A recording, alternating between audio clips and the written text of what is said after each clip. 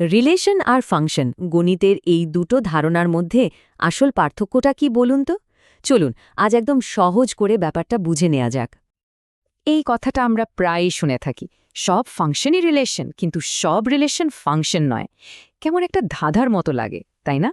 আচ্ছা, চলুন আজ এই ধাঁধার জটটাই খোলা যাক। তাহলে আসল প্রশ্নটা কি?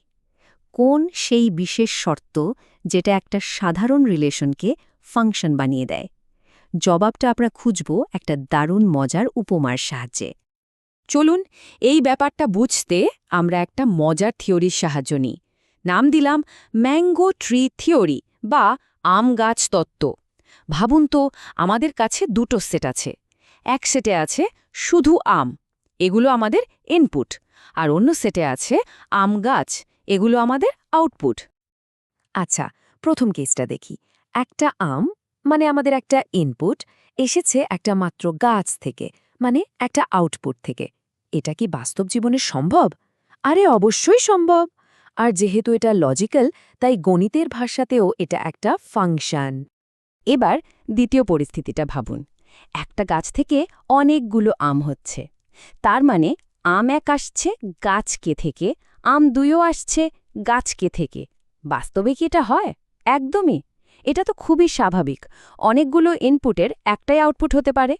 আর যেহেতু প্রত্যেকটা আমের জন্য নির্দিষ্ট একটাই গাছ আছে, তাই এটাও একটা ফাংশন। এবার একটা অদ্ভুত কেস কল্পনা করা যাক। একটাই আম, কিন্তু বলা হচ্ছে ওটা নাকি দুটো আলাদা গাছ থেকে এসেছে। এটা কি বাস্তবে সম্ভব? কোনোভাবেই না। একটা ফলের উৎস তো একটাই হবে, তাই না?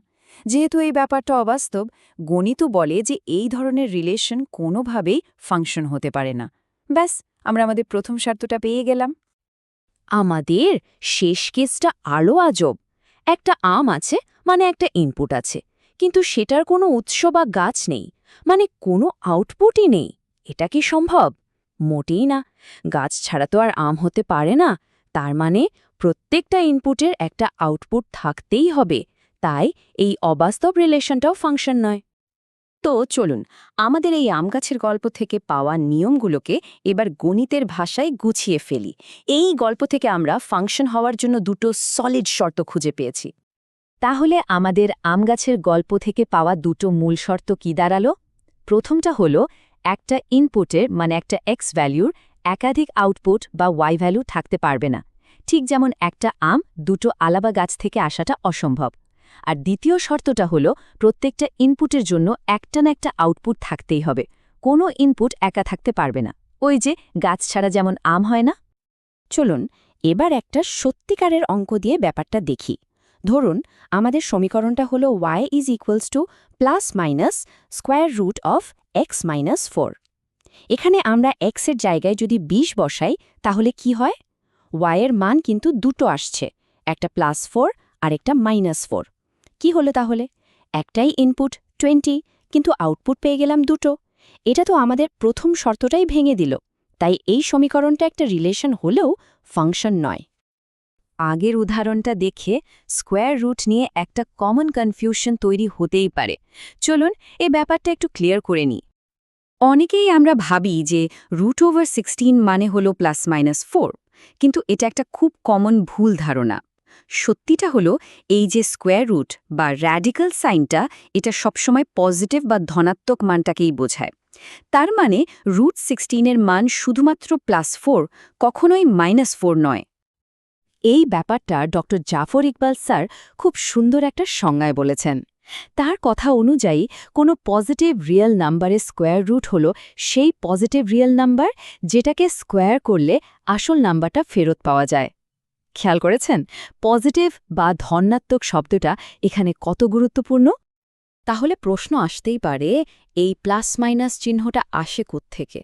ওটা আসে যখন আমরা x² = 25 এর মতো কোনো ইকুয়েশন সলভ করি। তখন x এর মান বের করার জন্য আমরা দুই পাশেই রুট করার আগে একটা প্লাস চিহ্ন বসাই। তার মানে চিহ্নটা রুট করার প্রসেস থেকে নিজে নিজে জন্মায় না। এতক্ষণ তো সমীকরণ দেখলাম, এবার চলুন একটা শর্টকাট শিখি। কিভাবে শুধু একটা গ্রাফ দেখেই বলে দেওয়া যায় ওটা ফাংশন কিনা। এর জন্য একটা দারুণ ভিজুয়াল ট্রিক আছে, যেটাকে বলে ভার্টিক্যাল লাইন টেস্ট বা উলম্ব রেখা পরীক্ষা। আর নিয়মটা একদম সোজা। যদি একটা খাড়া লাইন বা ওয়াই অ্যাক্সিসের প্যারালাল লাইন গ্রাফটাকে একাধিক পয়েন্টে কেটে দেয়, তাহলে ওটা ফাংশন নয়। ব্যাস, যদি বড়জোর একটা পয়েন্টে কাটে, তাহলেই ওটা ফাংশন।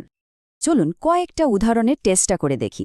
একটা বৃত্ত বা সার্কেলের গ্রাফের উপর একটা খাড়া লাইন টানুন তো। দেখুন দুটো পয়েন্টে কাটছে, তার মানে বৃত্ত ফাংশন নয়। একইভাবে একটা কাত হয়ে থাকা প্যারাবোলাও এই টেস্টে ফেল করবে।